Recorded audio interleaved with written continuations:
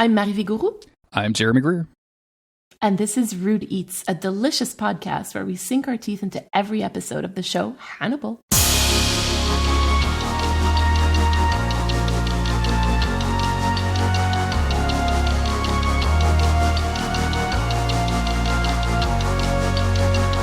My friends call me a killer.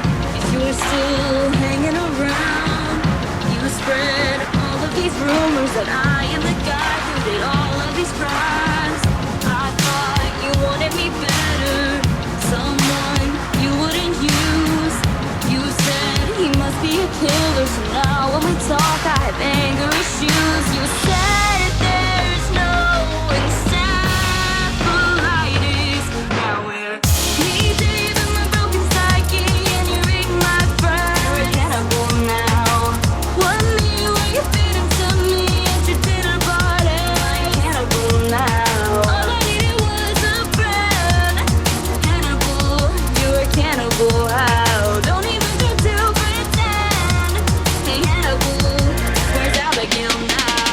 I know it's really Hannibal when you frame me for murder and feed me in the ear. I know it's really Hannibal when you smell my neck right next to the gear. You could have been a real friend that taught me all about who I am. I thought you were a real friend, but honestly you're not. Me deep in my broken psyche, and you're eating my friend. Hug me where you're feeding to me at our dinner parties. All I needed was a friend. Don't even try to pretend. You fucked with my head and blame it on the fever. You slice perfectly up. You wonder why I'm better. Bragging to our friends, you got me and I did it. I had to tell the truth and I both know you did it. I hate how that you changed me so much. I question myself. I hate how that you changed me so much. You can go to hell. Mary, we have some things we need to discuss. But first and foremost, we need to talk about the song that just played because I know. the listeners have not heard it yet, and we're in a weird podcast liminal space where we haven't heard it yet either. Like nothing at all. We know the lyrics, sort of, Yes, but we that's wrote the about lyrics. it. I'm working on the video. Listeners, I hope you enjoyed the song. When we actually record and we have like it in front of us and everything, we will talk about it in depth. But I know it's going to be good. I have no doubt in my mind, and I'm sure that we made a great video. So you should go on our YouTube and check that out. And yeah, that's going to be a super fun time as soon as we get to hear that in just several weeks. Also, subscribe to our YouTube so that we can get like our personalized Yes. handle or whatever, Yes. our link or We're at whatever it's called. We're at like 85 subscribers. I think you need 100 to get your custom URL. So if you can get 100, we can just be youtube.com/rudeeats, which would be pretty cool. So I know that 15 of you can go in 15. and subscribe. Yeah. 15. we post friends, we post 15. every other Sunday. We post a short every other Sunday, and then we post a video Yeah. like every season. Like we'll probably do a season 3 song too, if I had to guess. So we're not going to clog up your feed. Just give us the pity like. Give us the pity sub. You know what I'm saying? There you go. Can you mute people on YouTube? I don't the same know. way you Actually, can on I other don't use social media? YouTube a lot, so it's always mysterious for me what happens over there. So I see. Well, speaking of every other Sunday, do we have something else to talk about? with regards yes, to why don't that? you tell them? Well, because we are recording this in November, and this is actually going to come out sometime in February, we realized that we have enough in the bank to be able to change our releasing schedule. So instead of releasing a new episode every other week, we are going to start releasing a new episode every week. And that is just so exciting for us. I didn't think we would get there, but here we are. Yeah, we started this podcast, both of us having other podcast commitments and, jobs and families and personal lives Yes. and like a whole thing, thinking like, oh, every 2 weeks will give us plenty of time. Like that'll probably just be the perfect schedule. And then we just have blitzed through the show because we love it so much. So now we're like, no, we need to release an episode every single day. Every single day. Let's go. Single day. Yes, exactly. I think it's also because like one thing that I really love about podcasting is getting that listener response. And right now, like we're so far ahead basically Yes. that we can't really like there's very little opportunity for us to get feedback before we record something else, right? And so far the feedback from listeners has always, I mean, even on our other shows, but like it's always been like very educational for us. And so we want to make sure that if we do get some feedback that we need to implement and make changes, that we're a little bit more responsive when it comes to that. Yeah. And also, like just that back and forth communication, I think it's really important for podcasting. And it's one of the things that I love, just like you said, like just being able to hear what people are thinking. And Hannibal is such an intricate show specifically that there's so much detail put in that it's, you know, we talk about it in depth. Like we spend hours on a 45-minute episode and there's still things to talk about. Like you could still break other stuff down if you wanted to. So there's a lot to it. And we definitely, and feel free, like if you don't think that we're going to do a feedback episode or whatever, just feel free to write to us. Like we'll store that information and reveal it when it is necessary. So rudeeatspodcast@gmail.com, I believe is, and you can hit us up on Spotify or Apple iTunes, podcasting, whatever app they have now. I don't even remember. Yeah, and I also want to mention, I think this is the first time we've recorded since we started our own Discord server. Oh my God. I think it is. It is. What? So wow. In the show notes and on the website, you should be able to go to our link tree and that'll have an invite to our Discord server. It's public. You don't have to join anything. You don't have to subscribe. We don't have any of that stuff set up. So you can just come and hang out at me. You do have to be 18. Yes. Plus, yeah. We do require 18 plus, at least, just for safety purposes. Like we're talking about adult stuff. And I like to post. It's an adult show. And so I like to post we're talking news about adult stuff. So it's just a private channel. Only me is in it, but just in case. So yeah, hit the Discord up. We will assign you, or you can assign yourself, a Hannibal themed name. There's lots of funny ones in the server already, and I'm very excited for more people to join that and hang out. We're going to do some special events in there, like some watch-alongs and some stuff like that. So please hang out. Just to kind of give people an idea, what is your current handle? I think it's Hannibal is my meow meow. is my handle? Is it? No. I'm sorry. No, I changed it. It's crime rib. It's crime rib. Crime rib. Yes, absolutely. Which I love. I love it so much. And my handle, which you decided for me, is I can excuse cannibalism, because apparently I've said that quite a few times. So absolutely, far. Yes. We have a Hannibal scalpel. I am cheese people. Jack's #1 fan. Leave Will alone. We have a lot of fun names in there. So. It's always a good time. It's a fun place, and again, it's not overwhelming either. Like there's not like constant chatter conversation either. Exactly. Like it's a very chill server with very few channels, and so far it's been a lot of fun. Yeah, come hang out, talk to us. Finally, to wrap up some admin, let's talk about the destruction of democracy. No, I'm kidding. Let's talk about how everybody is leaving Twitter. I will never, ever call it by its new name. I have locked all of my accounts, and have slowly but surely been unfollowing people. Haven't decided if I'm just going to delete all my tweets or what. But in the meantime, everybody has run to Blue Sky, which is the new cool thing. Although realistically, like we don't really know if there's going to be a new website like by the time that this releases, right? Who knows? It's just so far ahead in the future. In 4 months, Twitter too. Actually, this is happening after inauguration, so maybe maybe it'll just be like presidential decree. Oh, it's so depressing. I know. I'm sorry. No, it's good. But I'm like, maybe that's not a joke to make. But yeah, so we are on Blue Sky. You can find us at rudeeats.bsky.social. And yeah, give us a follow. Beesky. We're on Beesky. Beesky. I'm Jeremy Greer.Beesky, and I'm having a lot of fun posting on both. I started a podcast account, and then I'm logged into the Rude Eats account, even though I told Mary I did not want to do any social media for podcasting. Then I decided, no, Blue Sky's actually great. Like you can see posts in chronological order, and you can like see like stuff that people is posting without an algorithm attached to it, and no AI bullshit, and all of the other stuff. So it's honestly a lot of fun. It's been great. I was like, yes, please log in, please. All right, we have been recording for 26 minutes, and we have yet to talk about the TV show Hannibal. We should probably start that now. Why don't you tell us which episode we're covering today, Mary? Today we are covering season 2, episode 1, Kayaseki. Will is determined to fight for his innocence as Hannibal and Jack try to wrap their heads around the fact that he's behind bars. Meanwhile, Alana faces a strained relationship with Will, while Cade Burnell Purnell with the FBI pays him a visit.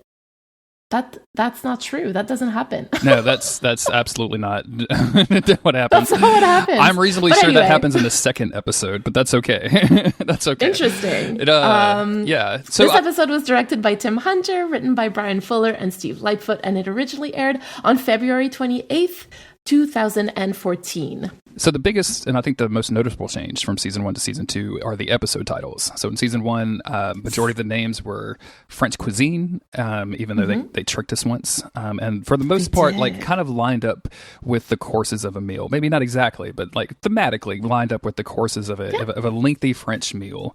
In every episode, we kind of tied the title into our theme in an effort to kind of explore the episode from like what the writers were trying to give us.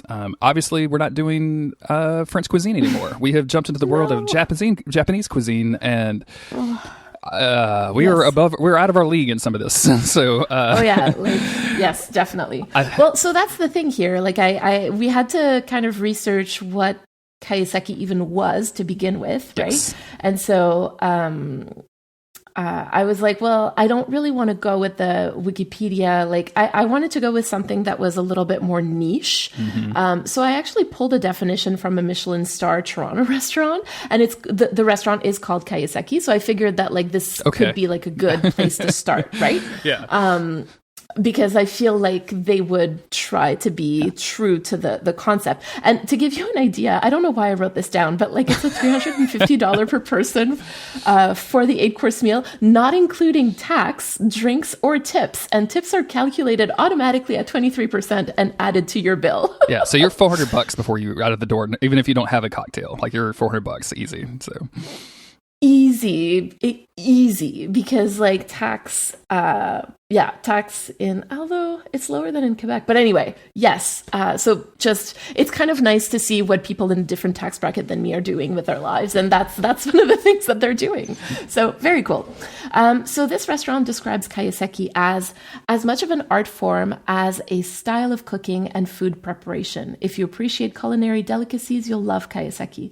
Kaiseki menus offer a cornucopia of gastronomical treats, including tempura, cooked seasonal fish and vegetables, and genuine A5 Wagyu on many occasions. A kaiseki meal is imbued with the spiritual hush of the tea ceremony, its serene balance of food and utensil, and the visual celebration of nature's delicious bounty, which is something that's going to come up in the episode also. Through 5 centuries, kaiseki master chefs have preserved and passed on the secrets of their tranquil art, knowledge of the harvest, and spawning cycles of all manners of flora and fauna. They have set the standards for Japanese haute cuisine. A kaiseki meal is the tongue-tingling zenith of the Japanese, this is ridiculous, I love it, of the Japanese dining experience, an evening sure to please the eyes and bring all your senses forward to the present. yes, I having looked up kaiseki when we started this episode, I was I immediately like went to my local restaurants and were like, who can do this for me? I need this immediately in my life. There's no local restaurants that do it. There's a place in New Orleans that I found, but it's like it's like almost like a secret. Like I think I need to be a member of a secret club or something. Like I was unable to just like go walk into a restaurant and have a kaiseki experience, which I'm very disappointed about. So I'm going to fly to Toronto, and and then you and I will spend $500 each to go to this 8-course meal and have a great time and see how the other half lives for a little while.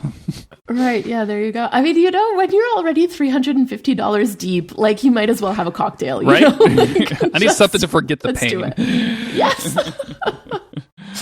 So when I started reading this and like the definitions and like seeing examples, like this idea of the present like really, really spoke to me for this episode also, because the present is literally like the most ephemeral of times, right? Like you can totally think of the past as like a huge block of time and the future as a huge block of time. But like the second you think about the present, like boom, it's already over and you're in a different moment, in a different present. And so I thought that it would be really interesting to use time, particularly this idea of like the present as a theme for this episode. It probably takes like so long to do these really intricate things with food, not even counting the time that it takes the chef to learn all of this, right? Because like this is, you don't, like I can't do kaiseki, right? Like this is like, it's something that is learned from very specific people. And it's also funny because like that $350 meal, like it's going to last a couple hours. That's it, right? Like, so the guests like are going to eat a dish like in a couple of bites. And so the meal, like the present, is also very ephemeral. And it's, you know, it's as much about the experience as it is the food itself, right? Like it's the it's the fact that they're bringing to bear this much attention and focus on something that that is only going to last for like a fleeting moment. And you know, the idea that this moment, this present, is powerful for me personally. Going through, you know, weird medical stuff over the last year and a half or so, the mental health part of having a disease is something that's like probably not spoken about enough. And it's something that I've struggled with quite a bit. Thank you, therapy, for really helping me out with this. But it's the idea. I don't know how personal I want to get on this podcast, but it's very easy to focus on future stuff, like what's going to happen 6 months from now, 6 years from now, 10 years from now. It's very difficult to let that go and experience the moment that you were in. And I think that this episode, we're going to see a lot of people experiencing the moments that they're in. And they're going to do some things to not experience the moment that they're in, which so I think it's kind of an interesting, almost dual kind of meaning for this. And also, I was reading this morning, and I wanted to bring up like the homonym of present, which is present, right? The idea of like presentation, which is also going to be like part of kaiseki, and it's also going to be kind of part of our monster of the week. So I didn't have time to write this down because I had to watch X-Files, but it's okay. It was a good episode of X-Files. I'm cheating on the podcast with X-Files. But I wanted to kind of have that in our mind as we move through this episode as well, because there's going to be moments of presentation as well as moments of existing in the present and avoiding that moment in the present too. So, I love that. Thank you for bringing that up. Are we ready to move into our beat by eat section? Let's do it.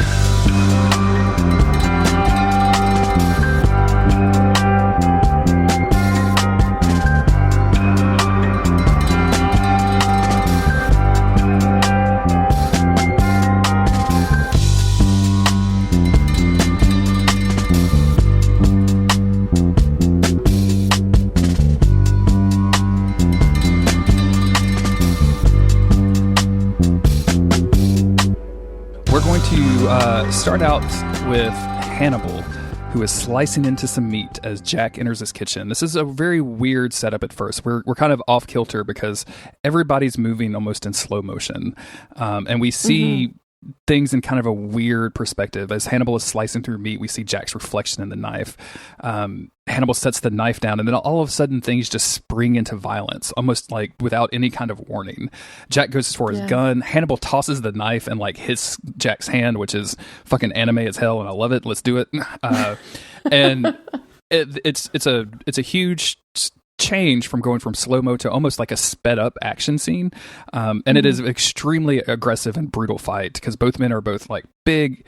I mean, Mads isn't big, but he's tall and lanky and strong, and Jack is like kind of almost like a bear because he's so big and stocky, and they're and he's also wearing that big coat, right? Yes, that makes him look even bigger than he actually is. And they're not holding back. Like this isn't a very polite like boxing match. This is a brutal street fight. Like they're going for eyes and throats and groins. They're yelling and screaming and choking one another.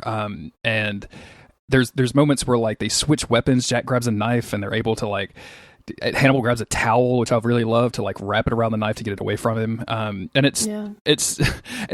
this kind of almost culminates in this moment where Hannibal uses the fridge door and just knocks Jack down with the fridge door. And there's something like very telling about that, about using a fridge door for that. I think that's very hilarious. I need to know, who were you rooting for in this fight when you first watched it? It's tough. I know, and it's only tough because I don't want to say I support cannibalism, but I'm going for Hannibal, right? Like you can't. As much as I like, look, I can't excuse cannibalism, but it's Mads. Like there's something so I think this show makes you root for the bad guy in a really, really good way. And Yes. at this moment, like, we don't know what's happening, right? Like, we don't know why this fight is occurring. We don't know what Jack knows. All we know is that the things that happened in season 1. And I very frankly just like Hannibal better than Jack at this point. I honestly, I was so torn when I watched it because keep in mind that so there's been a little bit of time for me in between like recording the last episode of last season and this one, but like at the end of last season, like I was just so mad at Hannibal for what he had done to Will that like it was really hard for me to entirely root for him. Like I was just like, he needs to be stopped somehow, but I was also like, Jack, don't kill him. He's my little meow meow. So I need him I need him in the jail. I don't need him in the coffin, right? Exactly. There you go. Anyway, well, maybe we'll talk about that. Oh, or maybe we have talked about that in the feedback episode, but my vision has changed a little bit now. Like I've having watched the show this week, it's been helpful in changing my perspective on that. But yeah, I didn't know who I was rooting for because I also didn't want Jack to die. No, not at all. Yeah, we don't want Jack to die, but we don't want him to win either, which is very funny. Yes, exactly. The fight is going to continue, going into like almost a brutal like wrestling mode with Jack flipping Hannibal over. And I love this moment where Hannibal pretends to be dead. Because he's being choked. Jack is choking him with his tie, like over his shoulder, and Hannibal just goes limp, which is almost impossible to do in a fight like this, right? Like the idea that you would just pretend, and it shows how much control Hannibal has over his body and his mind, that he can have the awareness to like perform a trick in the middle of this adrenaline fueled, like real guttural fight. But of course it's a trick. So when like Jack sets him down, he grabs a piece of glass that's shattered on the floor and stabs Jack directly in the neck with it, causing blood just to go everywhere. And Jack very quickly hides in the pantry. This is kind of a meme with the Fannibals out there, by the way. Oh, really? Yeah, because in season 1, like I'm thinking of I don't remember the episode name, but it's the one where Will kisses Alana and he comes to the kitchen and tells Hannibal about it, and Hannibal doesn't like it. Like, in theory, like behind Will should be this pantry, but it doesn't exist in season 1. So people are like, kind of like, where's the pantry or whatever? I've seen that a lot. So he goes and hides in the pantry. And I love this moment where Hannibal, he looks so calm and cool and collected as he's trying to break the door down. Like it's just everything is like almost mathematically like proven or something. I don't know how to describe it, where he's just like almost mechanical about knocking the door down. Like there's no emotion to it whatsoever. Mm-hmm. Well, it becomes like, okay, I need to do this in order to survive this moment, right? Like, anyway, because the thing is, like, the way that he got Jack in the neck, I'm like, Jack can't survive this, can he? Like, and so I think I remember sending you a message about this, but I was like really distraught about this because I'm like, Jack's gonna die, right? Like, I don't see another way out for him. He's in the pantry. There's nothing he can do. Like, what is he gonna do? And see, even now I'm like really upset about it. It's interesting because Hannibal does the TV thing where people survive stuff. Like I'm thinking about the Black Widow movie that came out because Black Widow doesn't have any superpowers by herself, right? But like in that movie, she falls down like 4 flights of stairs and hits like a balcony and a trash can on the way down, and like gets up and runs away. And I'm like, no. That's some superhero shit. And I feel like sometimes Hannibal will dip into that, but then also like completely pull the rug out from under you with that and like kill someone just immediately. So like we just don't know. We don't have no idea what's going to happen. Because we know that that Abigail survived like a neck wound that's sort of similar, but here like you really see like the blood is going like at the rhythm of his heart, and it's like that's not good. That's like, not good. What I know of neck wounds, like that is not good. I am not a doctor, but blood pumping out of your neck and along with your heartbeat is not a good thing. Yeah, and like I don't know. So I mean. Again, like, I don't love Jack's behaviors. We've talked about that for an entire season, but I really do love him as a character, and I don't think he deserves to die. But also, like, why are you going to a cannibal's house by yourself, Jack? Like, what the fuck? Have they not trained you at FBI school? Like, yeah, and like there was no like, and that kind of tells us something too, right? Like it's like there was just the look. Like they gave each other the Yes. look, and Hannibal just knew. And then as soon as Hannibal knew, Jack knew that Hannibal knew, and that's when the fight broke out. So it's almost like Jack came in not 100% knowing, but like 99% suspecting, and then like it just broke down. Like otherwise, I feel like he would have had a crew there, right? Like he would have probably had some poor kid that's under his jurisdiction, like go and meet the Hannibal for. Sorry. Warm bodies, right? Asshole. So we cut from here to music playing, and we see the very careful cutting of a fish, and we see 12 weeks earlier on the screen. So now we know we have 12 episodes, maybe 12 or 13 episodes in the season. So now like it's going to be a week of the week season. It's going to be every week is going to be a new week. So that was my assumption, and I was like, well, maybe they won't do that. I don't know, right? Because this is the kind of show that tends to not meet your expectations necessarily. But that is what I thought. And like, just to kind of come back to our theme of the present, like it means that what we just saw, like Jack basically I assume is getting killed by Hannibal, is the present moment. And so everything in this season that's going to tell us the story of like how we got to this point. And so what we're seeing really in this season is going to be the past. And I just think that that's really neat. Yeah. I think that's everything that we're seeing. I don't remember there's like flash forwards throughout the season, but like throughout the rest of this episode, we don't skip ahead. Like it's everything is happening 12 weeks earlier. I'm really, really iffy on time jumps and stuff like this. Some TV shows, some episodes of TV shows like do this kind of egregiously where they're like 6 days earlier, 7 days later, 3 days earlier, 4 hours. And I'm just like, okay, just chill. Like you're not Pulp Fiction. Like, please stop. Like, what are we doing? But this really works. Like I think having this explosive moment at the beginning, and then I'm pretty sure we never refer back to it. Like I feel like we build up to it towards the end, so I don't think that we cut forward at any time. But it's been a while since I've seen season 2, and I've definitely, just for listeners out there, like I've seen season 2 a lot less than I've seen season 1. I've probably watched season 1 3 or 4 times at this point, but season 2 maybe once or twice. So Okay. Hannibal is laying out a kaiseki for Jack. He's serving seasonal sashimi, water urchin, squid. He's pouring wine. He even kind of casually mentions that he never feels guilty eating anything.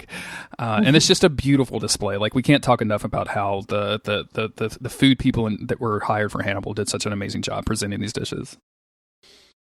Do you know how I knew immediately that Hannibal was missing Will? How's that? Because he was making seafood and fish, which we had never really seen him do before, right? Like he talks about a flounder in season 1, but that's it. And if we know one thing about Will is that like he's an excellent fisherman and he spent his childhood with his dad as he fixed like boat motors. So it sort of feels like Hannibal is like, if I can't have him, then I'll eat food that reminds me of him. Yes, absolutely. Yeah. And we're going to see Hannibal this whole episode like being so down bad for Will. It's so bad. Like it is. Girl, is it casual now? Is it casual now? Is it casual now? I don't know. And it's just like, because I've been rewatching like season 1 pretty obsessively in the last couple of weeks, and like he is Franklin in this moment, and I'll elaborate as we go along in this episode. But like he is Franklin, and it's just like. Anyway. It's bad. Jack is, of course, always very impressed with Hannibal's display and kind of makes those noises accordingly. And Hannibal talks about having made this meal. The last time he made this meal was to celebrate or to kind of mourn a loss. And he talks about preparing this meal for his aunt. And he describes this loss that he shared with his aunt as the same loss that he's sharing with Jack, the loss of Will. And they, even though Will isn't dead, like we're mourning this idea of Will as a person who hasn't killed anybody, which is an interesting experience. Yeah. One thing that I didn't do last season is kind of like share some of my most unhinged thoughts as we were having like these conversations. And it turns out that many of those thoughts turned out to be really accurate. And so this season, I'm not going to muzzle myself, right? Like I'm just going to say what I have in mind. But when this happened, I was like, did he kill his parents or like his family? Like, because I mean, Anyway, I know that you know because you've read all of the books and whatnot, but I'm kind of wondering, like, in this specific show, are we going to come back to this moment? Because I would love to know more about young Hannibal. Because we've seen him kill, like, his adopted daughter last season. So, like, I feel like him killing his parents is really not that big of a reach. Everybody that knows or has read the book Hannibal Rising just groaned and like, no, the less you know, the better about young Hannibal. And just a reminder, he had to write that book to keep the rights to the character, so like it was written under protest basically, and it's not a particularly great book. So I will say, I guess first and foremost, I want to speak for myself and on behalf of every single person that's ever listened to the show. Please give us all of your feral opinions about Hannibal. We want all of your unhinged thoughts. We want all of your wild and bold theories. We want everything that you've got. We want to wring you dry on this podcast because it is so much fun for me to get your DMs with your unhinged thoughts that I know for a fact the listeners will also enjoy them. Second off, the books definitely explore this. Like we know Hannibal's history, and we were in the books. This is explored quite a bit. There's one particular family member that Hannibal kind of fixates on, and it has implications throughout his relationships with various characters in the universe. In this, I don't want to talk specifically about it. I don't know that we are ever going to get a lot of answers to those questions that you're asking. Okay. But I think it's very clear from season 1 that he's obviously mourning a family because he's trying to create one with Will and Abigail throughout season 1, right? So there has to be something that's causing those feelings. Whether or not we're going to be able to get to explore that is a question. So that'll be fun to talk about later. Awesome. So Jack says that he can't really stop thinking about Will being on trial for murders because it also affects him. Like he's on trial in the halls of the FBI. And he talks about how Will is now accusing Hannibal of being a suspect and how they're doing this investigation on Hannibal. And we're going to talk a lot about, we're going to see this kind of play out over the course of the episode of them going through and analyzing everything Hannibal has ever done, basically. And Hannibal says, we can't define Will only by his madness. And Jack responds, we can't define Will at all. Again, kind of talking about how Will's mental space is so different from the quote unquote normal line that he's almost like unrecognizable in psychiatric terms. Yeah, but like this is really only like not only necessarily, but like it's been made so much worse by Jack and by Hannibal. Like the two people who are responsible for this are sitting at this frickin' table eating fancy food while he's in frickin' jail. Like I am just so mad. It's all coming back now. It's all coming back to me. Yes. We cut from here to a very serene moment. Will is in the middle of a river. He's fly fishing. The water is moving around him as he kind of casts his line, and then we see on the corner the stag watching him from afar, and we can hear it breathing. And as he kind of closes his eyes, we realize as he opens it back up in the real world, he's sitting in a cage, which is one of many in this empty room. This is going to be a pretty like a set that happens, right? Like we're gonna experience a lot of him sitting in a cage by himself, which is a real big bummer. And sure enough, right across from the cage is Chilton, Dr. Chilton, who is literally fumbling around in Will's head, like trying to basically figure Will out. And he starts by hearing Chilton talk as if he's like a Peanuts adult, right? Like the rah, rah, rah, rah, rah. And eventually Will comes to enough where he's like, you're just lobbing softballs at me, and I'm sitting in some sort of dunking chair. I wanted to talk very specifically about this moment because it happens throughout the episode, where Will is closing his eyes and experiencing memories of something else, or experiencing like almost a disassociation. And this is what I was talking about when we talked about your theme of present, where he is literally taking himself out of the present to experience a different present so that he can like stay sane.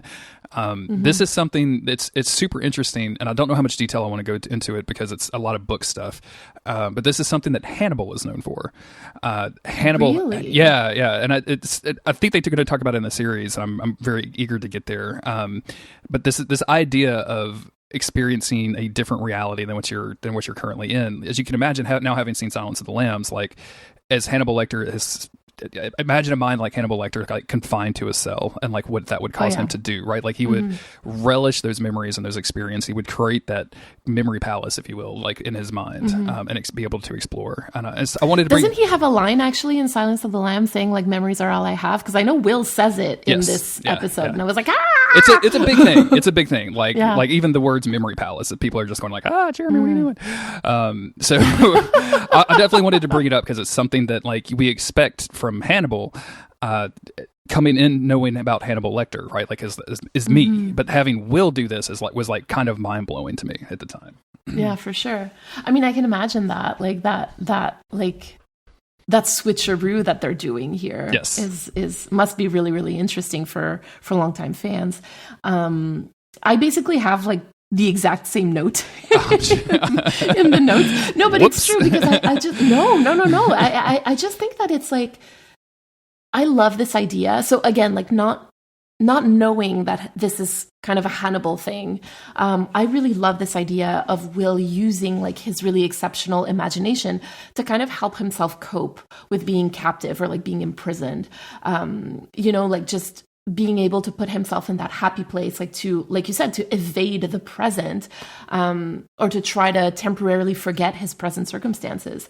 Like, I think, like, I just find that really moving almost. Like, it's like, okay, like you are at least coping with this, because he could be like just like completely defeated by this, right? But you can tell that he is resisting, he is fighting, and I kind of love that. I also want to talk about the stag, because in the last episode of season 1, we see Will having a dream about hunting the stag. Yes. And so I wonder if maybe in these visions, like, we're going to get more of that. Yeah. I think we'll definitely be talking about some of that. Definitely. Yeah, right. Okay, cool. In the real world, Will he refuses to talk to Chilton. He says he wants to talk to Hannibal instead. And as we flash to another scene in the river, we see horns rising out of the water attached to a human form, this like demonic man. I need to look at the script. I forgot to read the script for this one to see what they refer to this guy as. But like, if you buy the soundtrack, like this dude, this horned guy is all over the soundtrack art. So like, we're probably going to see this guy a lot. Yep. We're going to cut over to Alana and Jack, who are being questioned by Cade Purnell, played by the lovely, whose name did I just forget? The Sex and the City. Oh my lady. God, did we both forget? Cynthia Nixon? Cynthia Nixon, there we go. She is there on behalf of the FBI to investigate this idea, this thing where they had a serial killer working for the FBI investigating serial killers. And as a federal examiner, like, she's kind of telling them, like, we want this to go away as soon as possible. Yeah, and unfortunately, Alana, being Alana, and wanting to protect her friend Will, has filed this report basically calling Jack's judgment into question, which is a matter of if it's a matter of record, they have to investigate it, so they can't just sweep it under the rug. So like this is the federal investigator going like, hey, can you not do this? And she looks at Jack and she's like, I'm sorry, but no, I have to. Like, we have to have this on record in order for Will to have any chance in court to defend himself. Yeah, I mean, listen, like, this is Natural Consequences 101. Like, I mean, Jack made decisions against the advice of both Alana and Hannibal. If we remember, like, even Hannibal was like, I suggest that you remove his firearm license, right? And now Jack has to face those consequences. Like, the decisions that he has made that he's made in the past are catching up to him in the present. And that whole, like, Cade Purnell, saying like, Alana, you have wounded Jack, and now I have to bayonet him. Whatever that means in the FBI. But I kind of love that Alana is like, no, my report stands. And that's just one of the things that I really love about her. Like, that I don't think I share her beliefs, but she believes in due process and that the justice system does work, right? Yes. Like, she believes that very strongly, and all of her actions are aligned with that belief. And even though I don't necessarily share those beliefs, I admire that she is consequent in her thinking. And she's sticking up for a friend, right? Like, she's trying to accept the fact that her friend did this, but she's trying to, like, have this moment where she recognizes, like, okay, you did this, but this wasn't who you are. So we need to go through this legal system to get you to a place where you can have help and not just get shoved into the corner in a dark cell somewhere. Exactly. Also, that bayonet line is really interesting. So Kate Purnell describes herself as a federal investigator whose job is to bayonet the wounded that are still alive after a battlefield. So basically, like, literally to go in and like kill anybody that has seen what just happened here.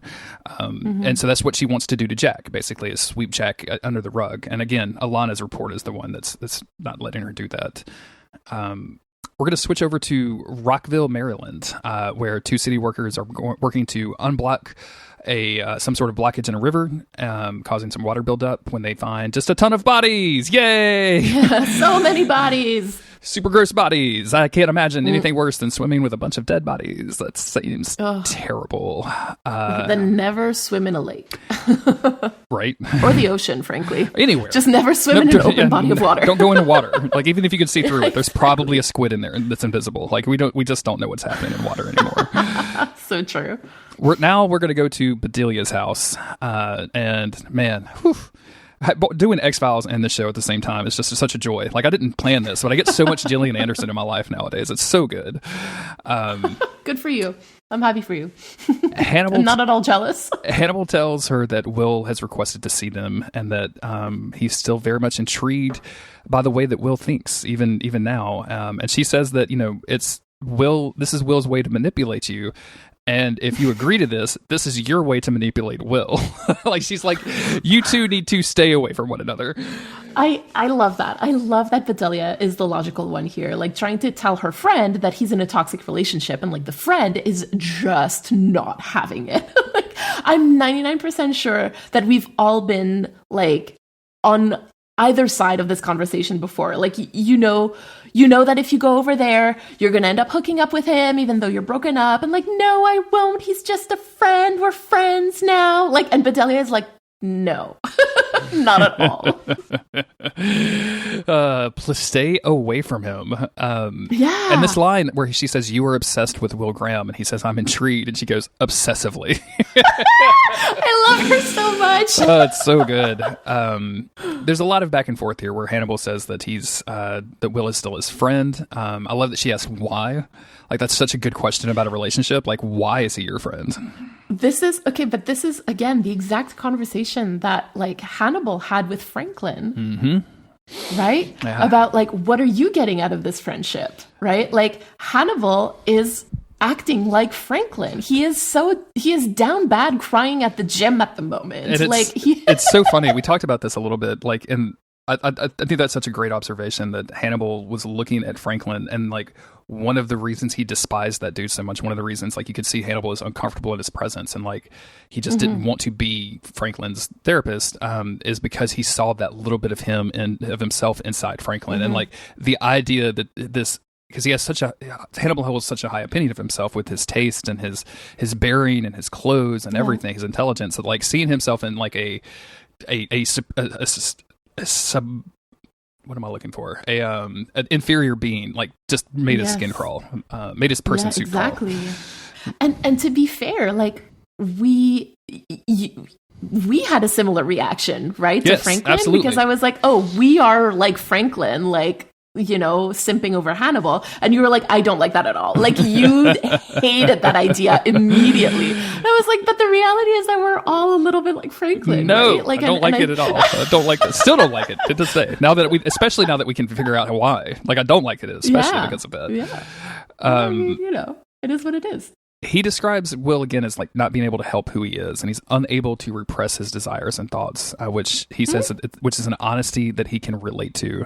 And Bedelia just says, "What can't you repress, Hannibal?" And I'm like, oh my God, Jillian, take me away. And she is talking to him the way that he talks to Franklin. Yes, absolutely, absolutely. I need to stop. I love this moment. We switch to Will in his cell.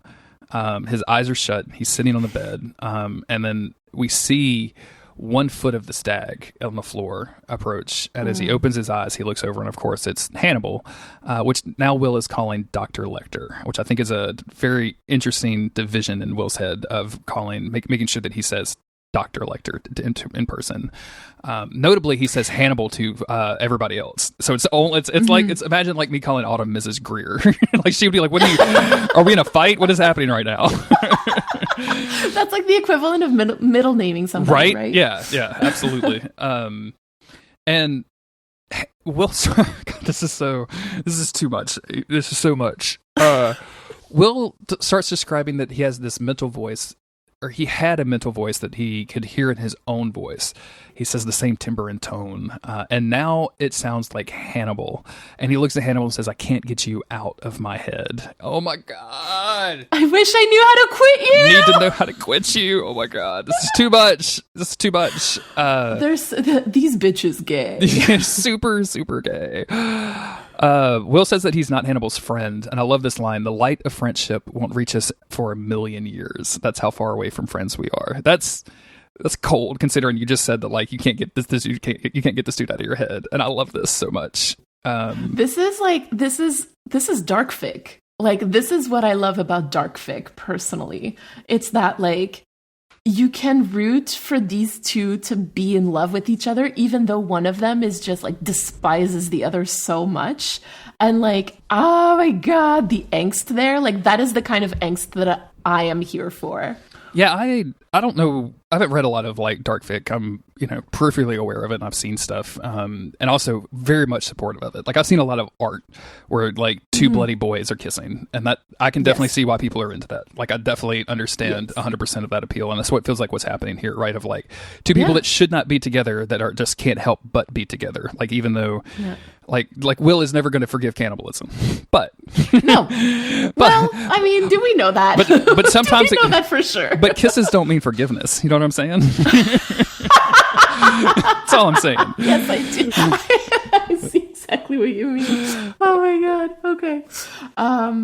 Yeah. Kisses don't mean forgiveness. I'm just going to go ahead and make that the episode title. Yes, just while I'm thinking about it. Love it. Anything that makes you laugh that hard, I'm like, that's the one. That's it. Yes. Once you get the unicorn laugh, you know that's what you need. Kisses don't mean forgiveness.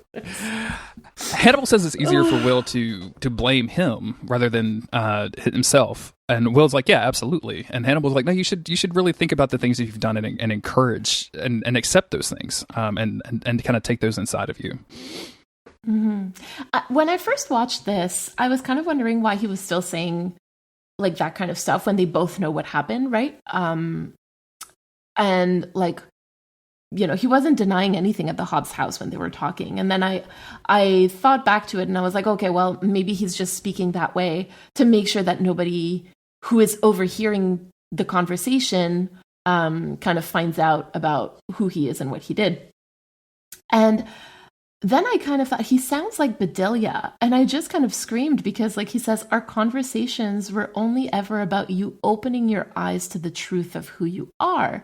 And like, that's his famous double speak again, which Bedelia uses as well, if not even better than he does, right? Because she's like, what can't you repress? She's asking him like about the truth about himself. And here he is asking Will about the truth about himself too, right? So like clearly his conversations with Bedelia are leaving an imprint on him. Yes. And yet he cannot get away from Will, even though that is like her main advice to him.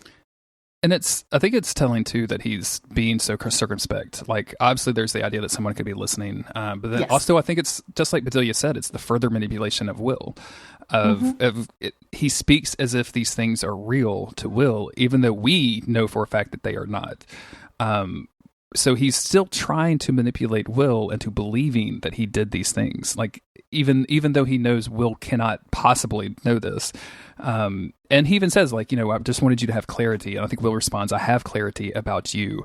And he goes on to say like, what you did to me is in my head and I will find it. So like he's literally exploring his own brain, trying to find the moments that he has been manipulated. Like he knows in his heart that he didn't eat the ear. So there's got to be a moment where the ear was put into his mouth. And so that's, and I love like Hannibal's response as he hears this, which is an accusation, right? Like Will is literally saying, "You did this to me," and Hannibal just looks at him and like almost like a rueful smile and says, "I have huge faith in you, Will." Like, I just even now, like he's trying to not only like gaslight Will into believing that he did these things, but also wants Will to become the person that would do these things. Like he still wants that to happen. Like that's so fucking crazy, Hannibal. Like you were wild for this.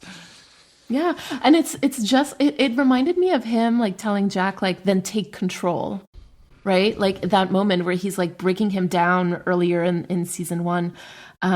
He's breaking Jack down, like both with the cancer diagnosis of his wife, but also with like the memories of Miriam Lass. And then he's like, but then take control. And it sort of feels like that's what he's doing here too. He's like, well, do something about it. Like hit me back kind of thing. We're going to go from here to the lab, and it's notable. I think this is the first scene that Beverly and Hannibal have been alone by themselves. This is part of the investigation into Hannibal, as they have taken all of his suits inside and they're dusting them for DNA evidence, basically. And he's kind of talking about like, hey, like it's amazing this stuff that we leave behind. And I commented to you in our DMs as we were talking about this episode of just saying how he kind of similarly talks to Beverly in this moment, the way he talks to Will. Like it's almost a respect of her intelligence, I think. Well, I think I replied something like because he tries to charm her at first, right? Like a little bit, and it doesn't work, right? Like she's not responsive to that. And it feels like in that moment, he respects her more for it. He's like, oh, okay. Like she's not a pig kind of thing. Yeah. Like she's a human being and I can respect her. And, I have a note here that says that, like, because he says that thing about the room unintentionally, like he's like literally over her shoulder, and there's no need for that. And so I just know that he's sniffing her out, like literally and figuratively. 100%. 100%. He's like, what do I smell on this person? Beverly knows that this is all a formality, or she thinks this is all a formality, because they're not going to find anything, and no one thinks that they're going to find anything except Will Graham. And Hannibal responds, "The beauty of what you do is the certainty. It will be your evidence that convicts Will." And this obviously bothers Beverly a little bit. And she kind of lashes out saying like, "You were supposed to protect him." And I'm like, and then she catches herself and it's like, "I'm not even mad at you. I'm mad at this whole situation. I'm mad at myself." And she looks at Hannibal. She's like, "You're not even a suspect. You're the new Will Graham," which is a great moment for this scene, for I think this episode. Like, you're the new Will Graham. And sure enough, we switch. The music kind of begins to pick up, and we see this crime scene because we found these bodies in the river earlier. And there's this slow motion shot of Hannibal walking, doing the classic duck under the crime scene tape, and it's him. Like, he's the one that's going to go analyze this crime scene for Jack, and that's wild.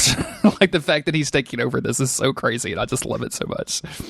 Like they traded a maybe serial killer for a for sure serial killer, right? Right.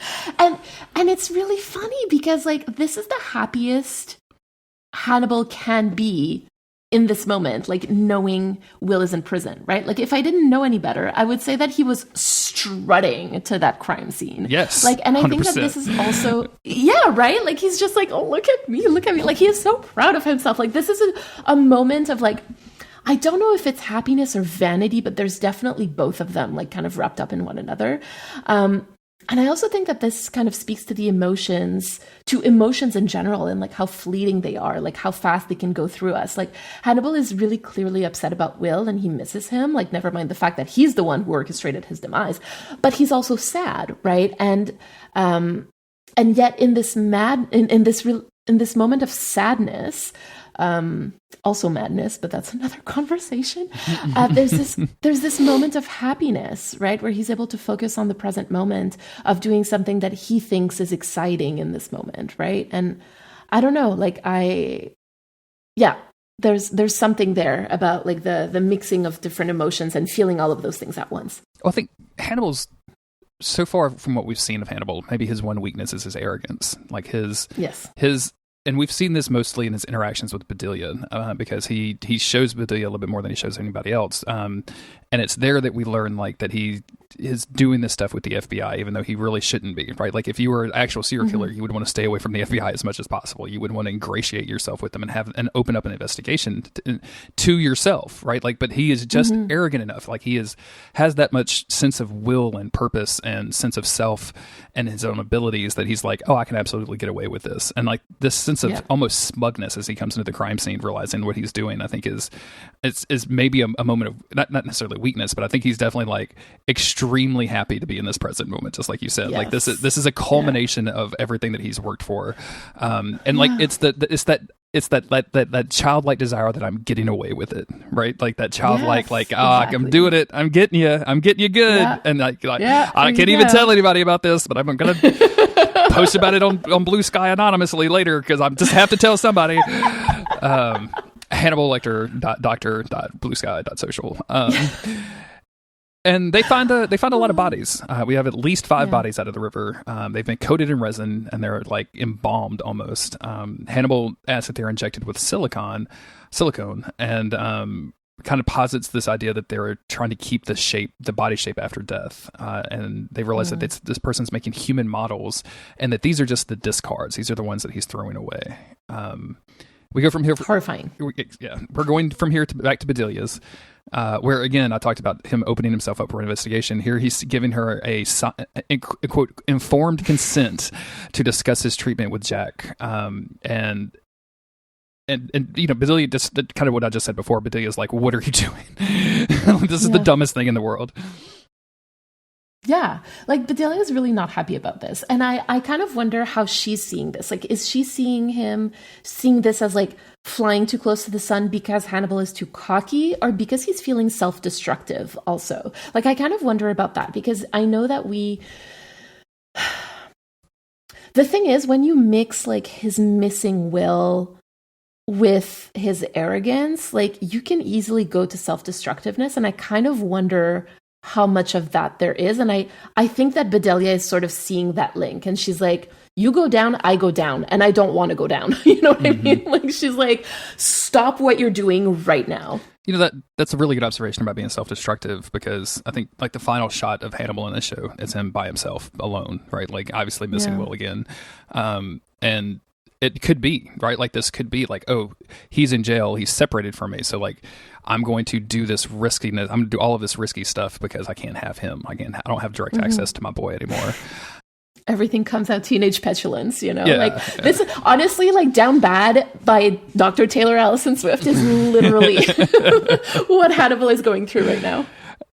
He tells Bedelia that he got to see Will Graham today. I looked through his eyes and saw death, how I imagined he would see it. And I just... boy, do these boys want to kiss each other? Does Hannibal just want to be? And maybe not even. He either wants to kiss or just murder romantically. I can't decide which one it is. Murder romantically, Jeremy. This is exactly what Franklin tells Hannibal in season 1. He says, like, I got to touch greatness. You know, like I tried to analyze my friends through your eyes. Like he is. Like this is a lot. Like, and I've talked about this on Carrying Wayward, especially like before, about how confusing it felt for me, like as a queer person, to some like, when I first realized that I was attracted to women, because I knew what being attracted to men felt like or was supposed to feel like, right? Because heterosexual attraction is like represented everywhere in books, in movies, TV shows, whatever. So that's what I saw when I was growing up. I knew what that was supposed to feel like.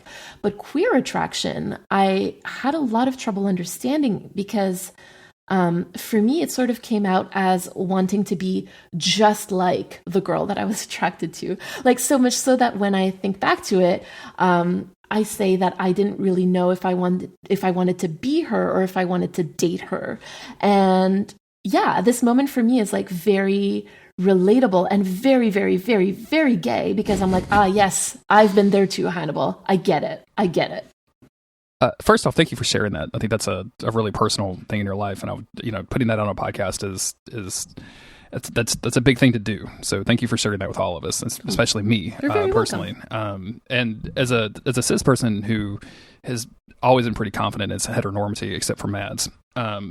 and maybe David Duchovny. You would make exceptions, is what I'm saying. Yeah, there's some issues. There's some, and I think it's taken.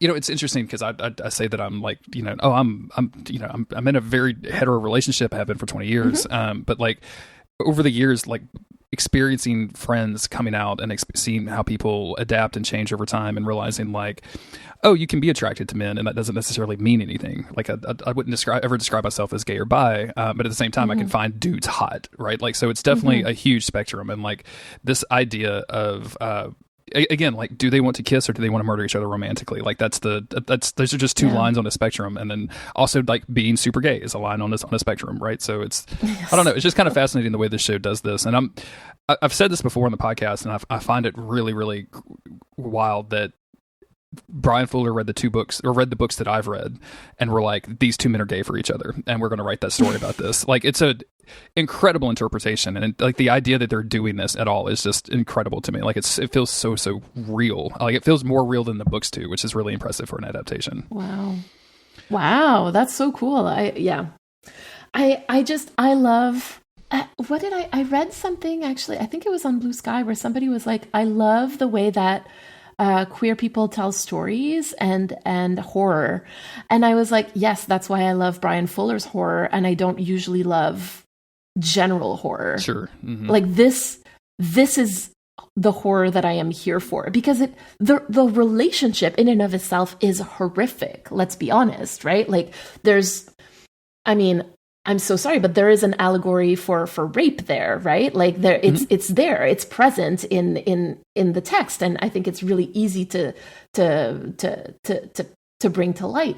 And yet, like, it is the horror that I am here for. Like, I don't know how to say this otherwise, but it's just there. No, I get it. I absolutely get it. Bedelia is very much worried about him inviting all of the scrutiny into his life. Yes. Like, she's so over them. So like, she's like, no. And she points out that he's like, once again, I think she says that he's putting on a show of transparency, and I think that's great, considering she described him as wearing a veil, right? And all the while forcing her to lie for him again. And he says, you're not just lying for me. And we've, obviously something happened with this patient that attacked her. We don't know the full details yet. We don't know the whole stories, but something is there. And obviously Hannibal at least has made Bedelia to believe, or Bedelia believes, that she's culpable in some form or fashion. And she responds to this saying, Jack Crawford doesn't know what you're capable of. And Hannibal, in the most crazy and creepy way possible, says, neither do you. And that's a threat. That is exactly how he threatened, or very similar to how he threatened Abigail in season 1. Absolutely. I think he said something like, I've killed so many more than your father. Yeah. We're going to cut to Alana, who is having this great moment where she is, it's interesting, living in the South, our clothing is much more casual than the north side of the country. And I've like going to New York and realizing people just put on all of these crazy fashionable clothes every day. And meanwhile, I'm in t-shirts and jeans every single day of my life, if I can help it. Like her in this field, like with a full on like skirt and dress and like a jacket and like boots, and I'm like, this is not outside playing with dogs wear. Like, where did you come from? Like, I would have changed clothes. Anyway, it doesn't matter. I just find it kind of funny, and she's beautiful. I'm not even saying anything negative against this. It's just like the idea of running around in like fucking heels playing with dogs seems like impossible to me as someone who could probably barely walk in heels if he tried. So. But she's playing with Will's dogs. And we go from here to her meeting with Alana. And as they talk about the dogs, we see Alana go back to Will's house where Winston has run away, and they sit on the porch. I love Winston so much. Winston, do you need a home? His dad back. Where's I wonder, I got to look up where Winston is nowadays. I wonder if he's on the IMDb page. I wonder what's Winston doing, everybody? I mean, he would be very old, Jeremy. Maybe we shouldn't look up what I don't think we should look up where Winston is. He probably went to live on a farm. How about that? Oh, poor Winston. I love you so much. Anyway. I'm sure he had a wonderful life. Yes. We find out that Will has been firing all of the lawyers that the FBI has offered because they come from the FBI and they don't have his best interests. Yep. And Alana's like, well, we're going to find you one. And she thinks that he should form this defense because his brain was literally lying to him, that he had no control over what he was doing, or now he doesn't even have any memory of to do it. And of course, Will, who we've seen tell Hannibal is obsessed about remembering what Hannibal did to him, asks, like, what if I could remember it? and she's like, what if you remember how you did it? And again, he insisted all of this is Hannibal. And Alana says, like, it wasn't you. It was a different Will, which I think is projection to a degree from Alana. Like, I think she really, really doesn't want to believe the Will she kissed could be capable of this. Yeah, I completely agree with you. Like, and it's hard because I really genuinely, in all of this, I genuinely believe that Alana has Will's best interest at heart, right? Like, I think that she is the only one really out of all of them, or maybe Beverly too, but like, she is the only one who truly has his best interests at heart. And yet she is also gaslighting him, right? Like, not purposefully, but like, she is reinterpreting his story in a way that like creates like an injustice for Will, right? Because Will is saying one thing and she's like, no, this is not what happened. This is what happened. And I don't know.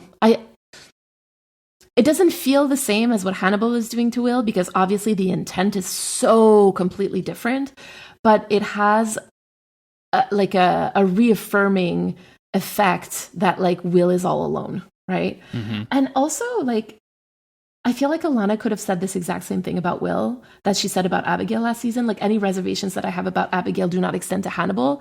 Like, he has no reason to lie about any of this, right? Like, it's just like any reservations that she has for Will do not extend to Hannibal.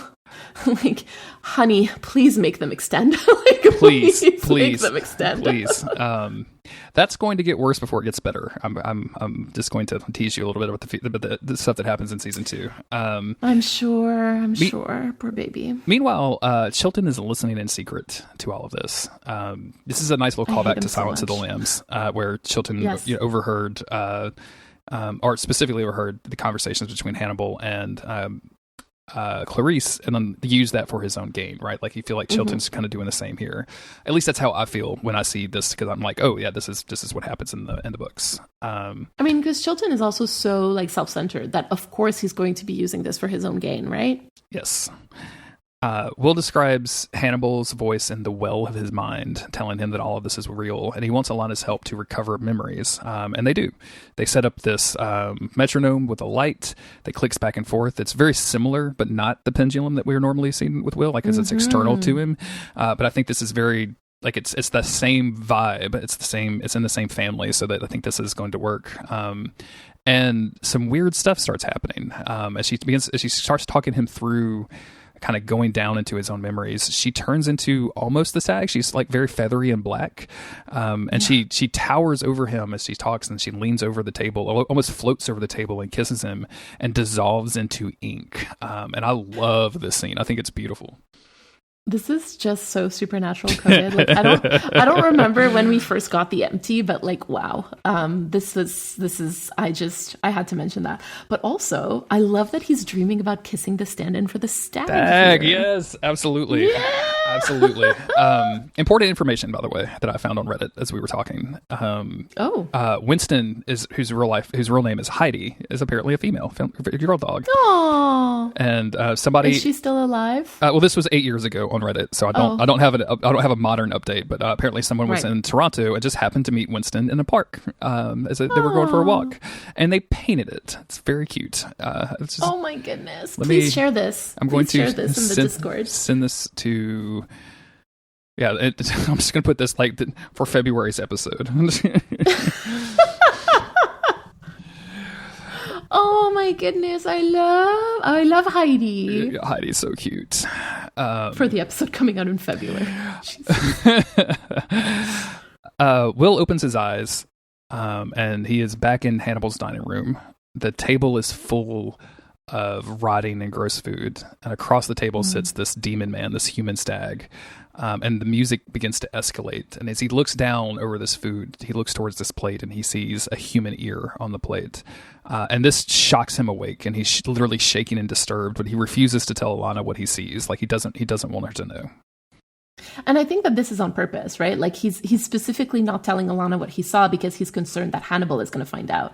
And also, like, I don't blame him for not wanting to confide in another psychiatrist because he's had a pretty bad experience with the last one. Right? So, yeah. Don't blame him for not wanting to get into this. Yeah. But how much like does it show? Is it a sense of trust that he allows her to explore these memories with him? Right, like even if he lies to her at the end, like he's at least willing to let her go by, let her help him in this. Yeah, there are some pretty clear boundaries there. Like, I will let you in up to here, and then that's it. Like, which, like, good for you, Will, because he didn't maintain excellent boundaries in the last season. No. So he's learned. Good for him. Meanwhile, Hannibal is serving Chilton dinner. This is a rare vegetarian meal. Hannibal describes this as challenging him, and Chilton says that he lost a kidney. And I love that Hannibal corrects Chilton, saying, "You didn't lose a kidney, Frederick. It was taken from you." And I think that like Chilton is just happy to be in like the same social sphere as Hannibal. So I don't think he takes this as the insult. I think he just thinks it's like witty banter. But it's absolutely a fucking insult. Like he is saying like you had this taken from you. Like you were less than me. Oh my God, that's so true. I didn't even see it like that. I saw it as almost like reassuring. Like it's not your fault, right? Like it's not your fault that you don't have a kidney. Somebody did this to you. But you're absolutely right. Like Hannibal is absolutely like, you're such an idiot. Exactly. You let somebody take your kidney. I would never do that. I could never. It would never be me. Oh my God. Couldn't be me. Could not be me. Chilton, of course, brings up Will and says that Will makes him feel like he's fumbling in his head. And he says that Will should be a prize patient, that he should have this, like, because of who Will is and because of the way his brain works, this should be like his rider to infamy, basically, within the psychiatric community. And it's just not happening. First, I love that the centerpiece on the table is made out of blue and red flowers. Like, it's very gay pining of you, Hannibal. Second, I just love that Chilton is like, well, Will is supposed to be my boyfriend now, but he just keeps talking about you. So cute. Very, very cute. They dive into the food. Chilton raves about how good it is. And I just want to bring up something somebody brought up in the Discord, that the possibility of Hannibal using like human fat, basically, to prepare vegetarian dishes unknowingly to its diners. I'm so sure. So that like if there's no meat, there's just a little bit of human in there, and that's. Yep. Or maybe like using something to make a vinaigrette. You know what I'm saying? I don't know. I don't know what it is, but like I feel like Hannibal is definitely doing that, and that's super. Well, yeah, gross. because Chilton is like, oh my God, this is delicious. Like, and like, yes, it's because there's meat in it. And Freddie said the same thing about her salad in season 1. Remember, like, I don't know what you did to this, but this is delicious. It's a shame you would ruin yours with meat, and it's just very funny to me. They toast to this idea that because Will has been calling Hannibal a murderer, a monster, they toast the idea that Chilton is dining with a psychiatric murderer, and Hannibal is having the best time of his life with this. Yeah, he is so proud of himself. Like, he's like, oh my God, he talks about me. Like, he asked about me. Like, he is so proud of himself. And he is so, like, tickled by the fact that Will is talking about him. Like, it's insanely cute. Like, it's very, very much like, what did he say? What did she? Was it about my clothes? Exactly. What did he say about me? Like, just what did he say about me? Tell me more. The show remembers that it has to have a killer every week. We have to talk about somebody. So it's like, oh yes. Yeah. By the way, it's not just about these two gay men. We're going to go to the subway where the camera is moving through the crowd and it settles on a man. We see another man's hand, like, grab this dude's hand as it's on the pole, on the stabilizing pole. And of course, the first guy like pulls back, and the second guy says, "You have nice skin." And then later we see this dude's his car alarm going off, and he like walks outside of his apartment to go figure out what it is, and he sees something in his trunk. And then as he goes to check it, somebody rushes him, knocks him out, pushes him into the back of the trunk. And we see this like really, really dreamy montage of bodies kind of being put together, heroin being cooked and injected into the skin of the young man that we just saw. We see skin being sewn together, and we see like this person being sprayed down with some sort of liquid, whether that's the resin or the being injected with silicone, whatever it is. Like it's obvious that like he's being prepared. Right, and this is all done like in a very like Hannibal the Show way, where they're showing like this violence, this horror, this gore, but in a way that's just so aesthetically pleasing. I'm just like, oh, what am I watching? Like, why do I like this? Why do you like this so much? Yeah. We go back to the lab where Z is now putting together dossiers on all the bodies that they found in the river. They're all over the place, and age and race, really the only thing they have in common is they have heroin in their system, and they were taking from their houses with their own vehicles. And it looks like this dude, whoever is doing this, is making the bodies seem like they are still alive. And they see the little islets in the skin, which now we know, having seen the skin being sewn together, what that is. But they don't know yet what's happening. Right. And it's kind of script. So it's just, normal cop stuff in this case.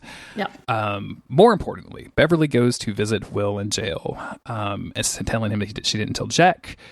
And she says that he shouldn't be surprised that Beverly says that Jack should not be surprised that she's going to visit Will, and Will says, I'm surprised. And as she says that she's here to help, she wants his help with the case, like you can tell Will, knowing this is bad for him, like it's almost like an addict, like taking another hit or something, where he's like, he knows this is bad for him, but he just can't help himself. He just wants this.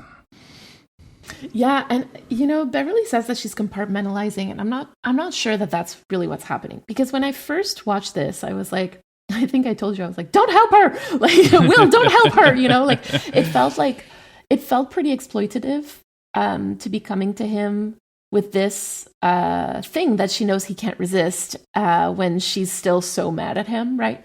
But on rewatch, and if I look at it like through the theme of the present again, like I see her kind of like as putting a pause on their fight, right? Like putting a pause on her anger with him and trying like in this specific moment to connect with Will again. And this is how they connect. Or how they have connected in the past, like through solving murders. And so that's what she's suggesting that they do. And I think that is also pretty relatable, like when you're still mad at someone for something that they did, but you're also trying to mend the relationship, like at least temporarily. And I don't know, I'm choosing to see this in a generous way for Beverly, because I think that seems like also what's going on here, because she's clearly like Will is clearly on her mind as she's talking to Hannibal and this and that. And so I think she's trying to build some bridges that were burned.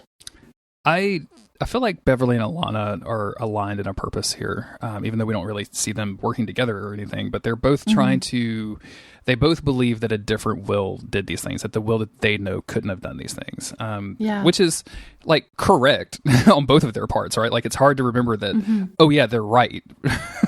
They're going to, he didn't do this. But at the same time, I think maybe there's an aspect of her where, this is the way that this is a way of coping for him, that she wants to help him by showing him these things, even though I don't think that that's like anything that she should probably do, but like maybe that's the way that she's thinking of this, or she's trying to bring out the Will that she knows versus the Will that has been accused of all of these murders. And she does, like she brings out the files, she starts describing the case, and he very quickly picks up, like, you want to know how he's choosing them. And it feels like a very, very, very like, I don't know, like Criminal Minds type thing, where like, not to say like that's bad or anything, but just like it feels very schlocky kind of, where he takes all of these pictures of all of the victims that they have gathered that have disappeared. These aren't bodies that they have found. These are people that have disappeared in a similar fashion. And as he starts arranging these pictures, he sorts through them and he starts like laying them out as much as his, like, because he's chained to the table, so he's like, there's that aspect of like the chain rattling as he's doing this, which I think is really important. Right. And he arranges them in like by skin color, basically going from light to dark, and says it's a color palette. So creepy. An orderly brings Will his food. It's fascinating to me. I did not know that this dude's going to be a guy. So like, it's really funny that this dude is shows up here. I didn't know that he did. Only reason I recognize him is because he's a guy in Justified, and I was like, that's a weird. Oh yeah, I forgot about this whole plot line in the show. Okay. There's going to be a plot line. Okay. We love plot lines. We love plot lines. So he brings Will his food, and Will sits it on his lap, and it's a tray of just like generic looking TV dinner kind of style thing. And as he cuts in the meat, he begins to flashback. We see this black and white shot of Hannibal force feeding a tube down Will's throat in full murder suit gear, and then pushing the ear down. And I love the music here, because the music makes it sound like there's like a rubber hose, like you're trying to pull through, and it's like over, like it's hung up on a piece of wood or something. So you get that kind of noise, like that real, and the music is like that. So it's almost like the rubber I don't even want to talk about it. It's so gross. It's so bad. I hate this. Oh yeah, like this is a horrifying moment, truly. Like, and I think that it's even made even worse because the camera literally assumes the point of view of Will, so it kind of looks like Hannibal is putting the tube like down our throats, and that's horrifying, truly. Absolutely, it's very. It's very the stuff we're not going to say on this podcast. It's intense. It's a very intense moment. It's very intense. And yes. in the real world, Will, like, not in his memory, he sees himself spit out an ear onto his plate. But it's obviously not that. It's just, it's just what he sees. And I think that this is also like he's remembering, right? He's starting to remember. And I suppose that this is also going to be like a large part, at least of the beginning of the season, like him recovering his memories, but also like through these memories, like recovering his own identity, because so much of season 1 was about him losing himself, that I'm kind of hoping that this season is going to be about him getting himself back, or at least building himself back up the way he wants to be, no matter what that looks like, right? Wink, wink, nudge, nudge kind of thing. Yeah. I want my evil Will. Like, I really want my evil Will. It would be nice to have competent Will back. I think that's because I think so. He felt like he was in a stable place at the beginning of season 1 and then slowly unraveled over season 2. And now, as you said, like, he's trying to put those threads back together and figure out who he is now after going through this experience. And it would be nice if he can come out the other side of this and be, and have his own agency, right? Like, and have his own, have himself back. We'll see. That's a good question. What's going to happen? We don't know. Who could possibly say at this point? Certainly not me. Meanwhile, Jack has gone to Will's home, which is now empty, which is very strange to me. Like, why did they leave his stuff there? But I guess all of it got confiscated by the FBI, right? Like, it's all probably evidence at this point. I suppose so. But it's just very funny to me that they moved him out. Like, where did my bed go?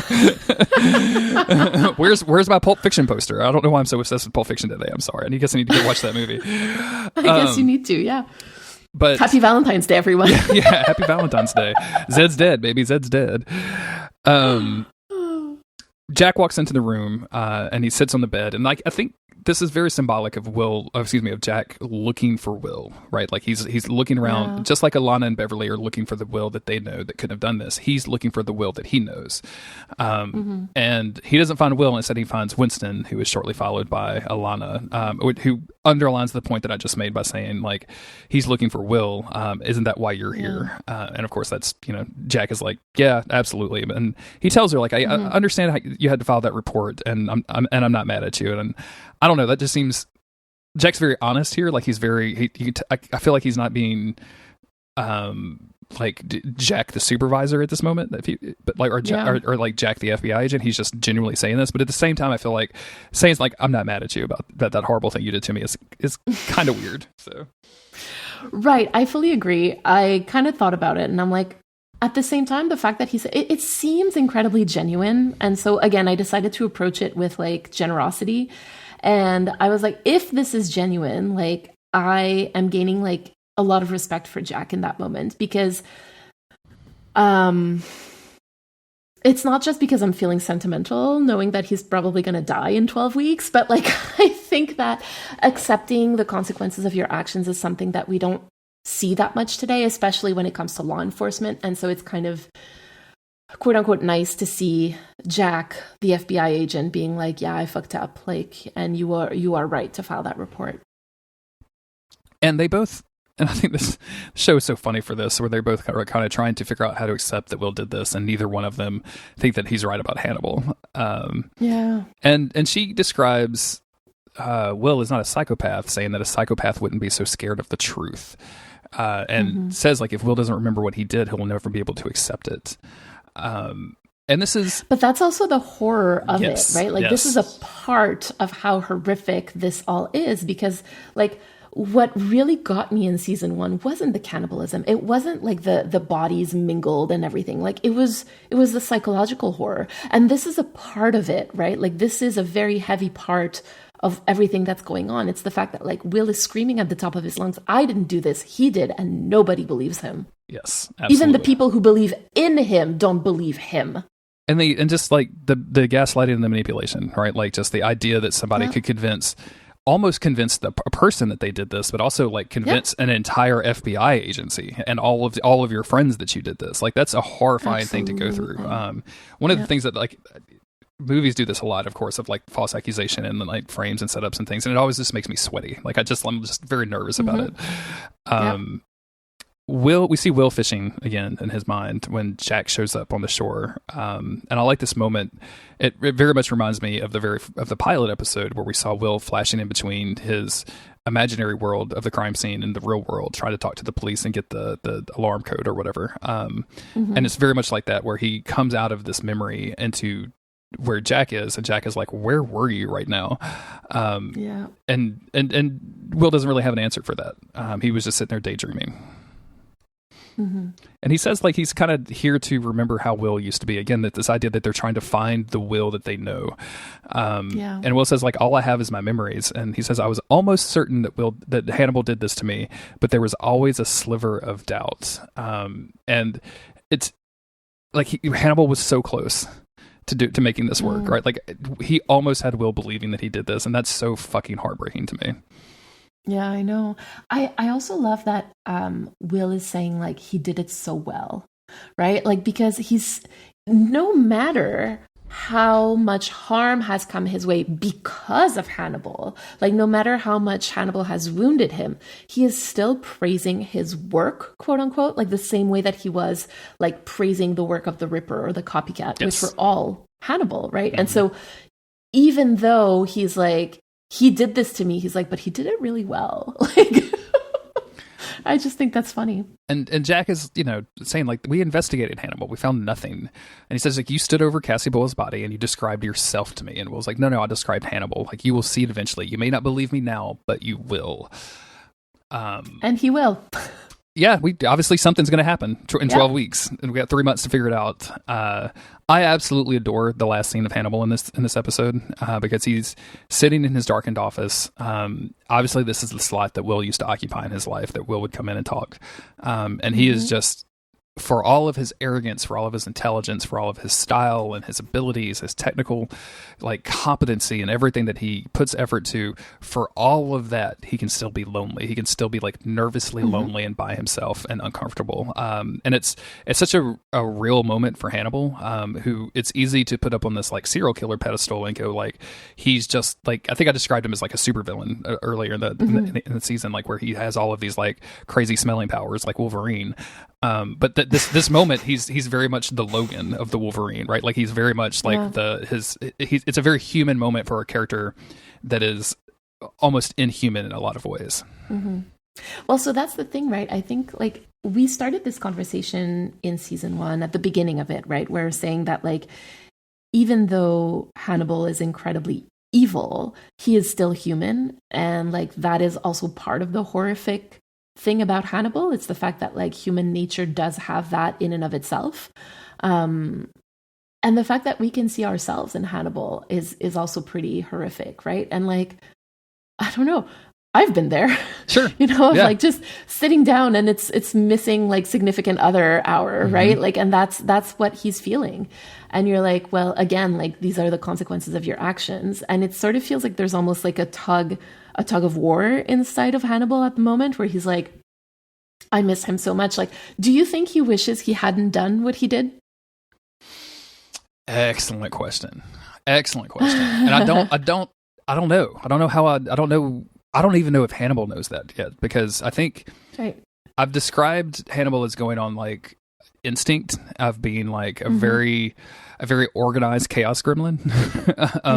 Yes. And I almost feel like he's gotten himself in this situation and he doesn't like it. He doesn't like that he's separated from Will. But at the same time, like he's rolling with it and trying to figure out how to get what he wants out of this. So like, it's a hard time. It'd be hard for me to say that he regrets it. But I definitely think that he wants to change it, if that makes sense. Like, I think he's too arrogant to regret a decision, right? Like he'll never go back and be like, oh, I should have done this differently, because he believes in himself so strongly. He's like, no, that was the right move. But now he wants to change the outcome. So he's going to do more things that he thinks is smart. So, right. Because I think I don't want to say we see regret when he kills, actually we don't see regret when he kills Abigail, but we see sadness when he realizes that Abigail isn't coming back, right? That he's killed her. And I'm sort of wondering if maybe this experience is like kind of affected him in a way that because he says that this experience of killing or losing, quote unquote, Abigail,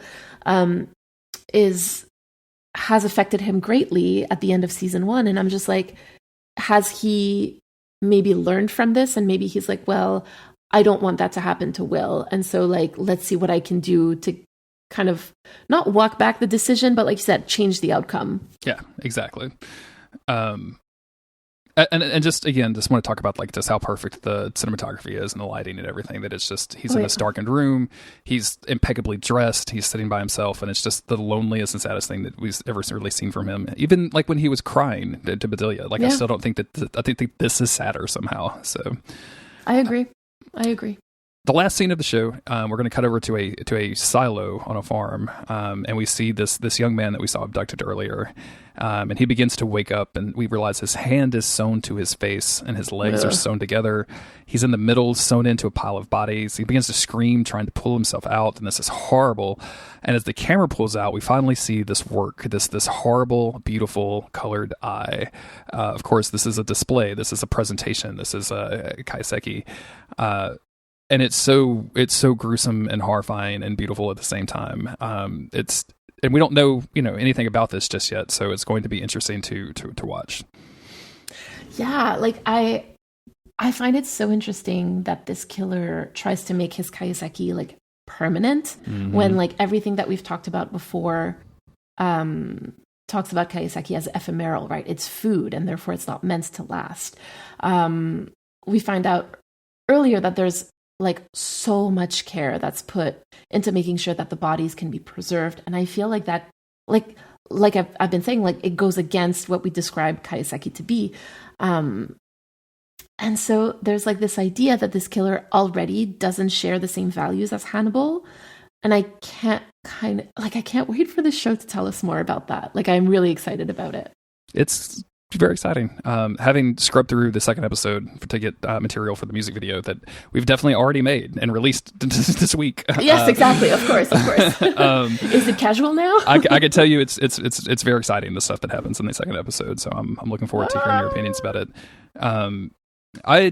Overall, this episode is a perfect intro to season 2, like giving us the some sort of climactic battle and then like letting us build up to that over time. It's obviously a narrative technique that a lot of TV shows have used. It's something that I think really works if it's done with a deft hand, and like so far it is, right? Like the thing that always ruins these moments for me is the constant flash forwarding. I really just want to see like the one, and then I want to build up to it. That would be my goal in all of this. So to have it so far like this is really perfect for me. Yeah, I first watched this like weeks ago, right? Like right after we finished recording season 1. And I'm kind of amazed at how much it has like grown on me, because I was like, I don't know if I'm going to like a season where Will's not like free, right? Like where he's in prison. And I'm like, okay, I can see where we're going with this, and I like it. Like I can get on board with this. With that, let's move to our brand new section, the haiku section. Let's do that.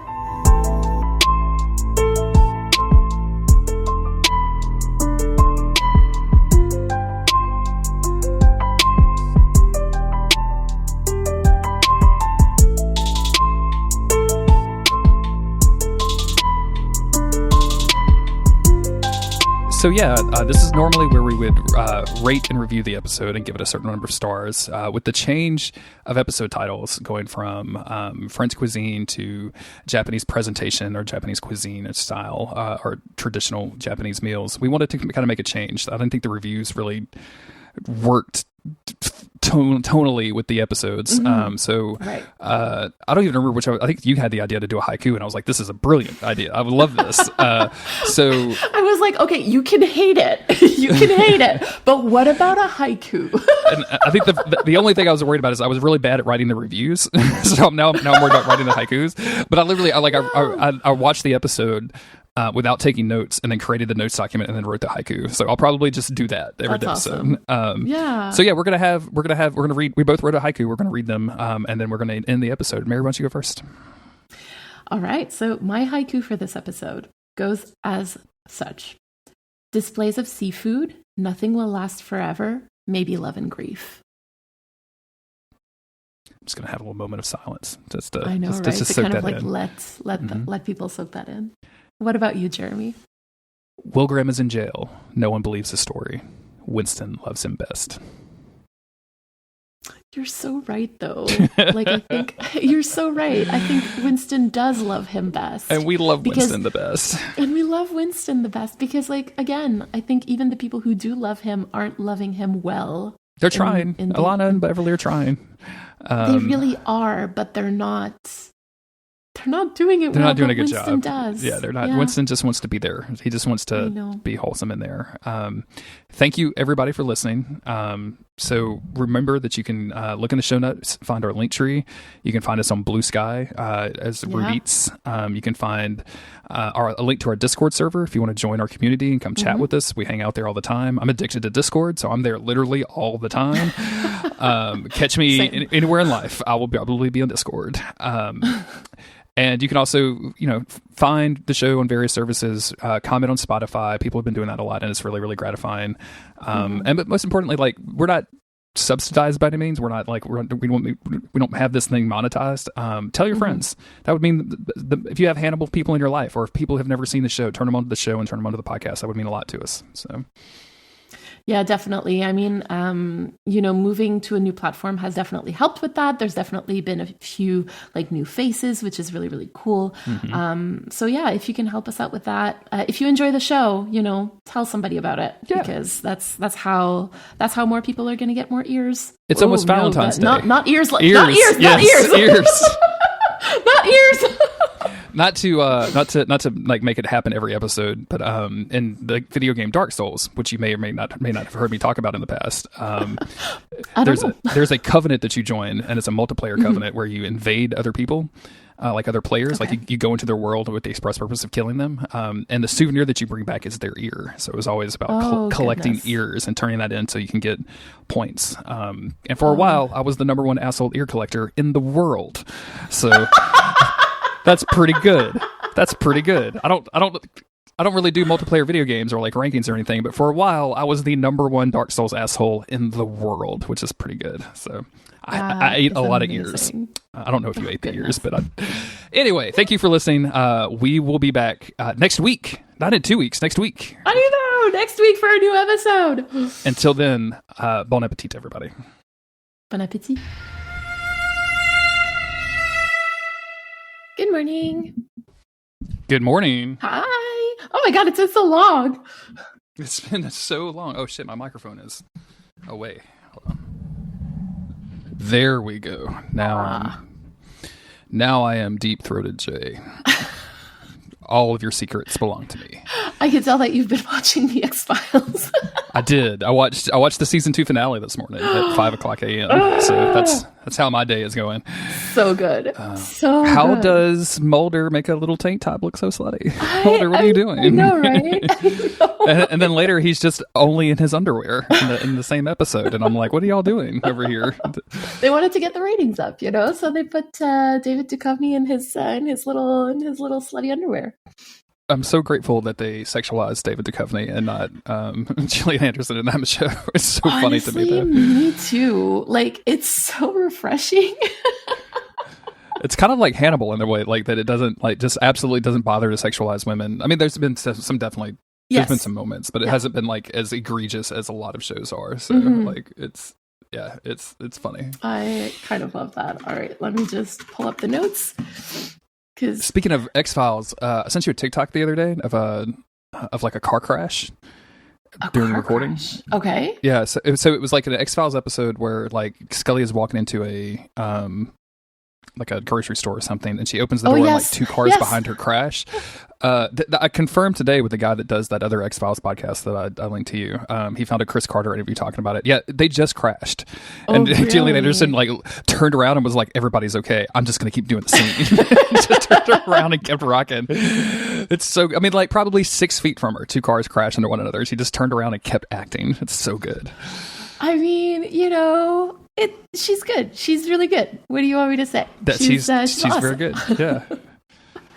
Why is this on the left? Oh, because you have a comment. Interesting. Okay, excellent. Yes, okay. Haven't had it. We haven't done comments. So now we have notes and comments on the same document. Excellent. Although it's because this is something that I'm not going to say. This is just for you. Okay, I'm getting your live reaction to it. Is that excellent. What it is? Yes, absolutely. This is good. I don't. I guess a you peek can behind cut the that out if you want. peek behind the curtain for listeners. Like I don't normally. So usually I make notes first, and then you go behind me, and you like make notes as alongside my notes for your own thoughts and stuff. And I don't normally like pre-read a lot of that. So like I'll make notes, and I'll go through and I'll read like because you always spend a lot of time on the theme and everything. So I'll read that ahead of time because I want to make sure like I'm prepared to talk about it intelligently. But I don't go through and like read all of your notes ahead of time because I'm like, I'm just gonna like, it's gonna be a podcast. Like she's gonna tell me about it later, so I'm good. Yeah. So having that there is very funny to me. I would have been very surprised. Like if the document hadn't been like literally moved to the left to fit it, I'd been like, what? I wouldn't even noticed it. So thank you, Google Docs.